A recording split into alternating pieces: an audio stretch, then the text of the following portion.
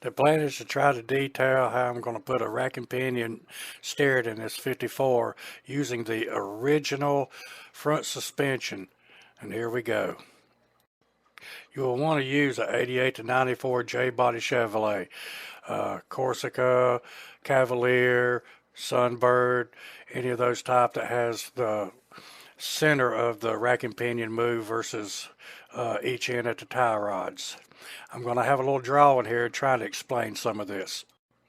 This is kind of a crude drawing of the spacer plates, the 2x4 steel cut into angles, and how it would be put together to be onto the chassis. I will have a photo of it right after this.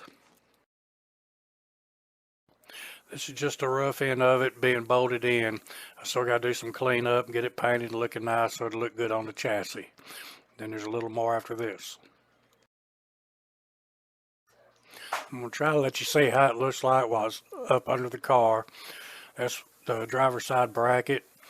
Once again, it's got to be cleaned up, made it look a little better. I'm sorry, that was the passenger side. I've got the rack square in the car. Got where my lines, once they're made, need to be run. I do have to make a center bracket to allow for the tie rod ends to go towards the center. So after a little bit of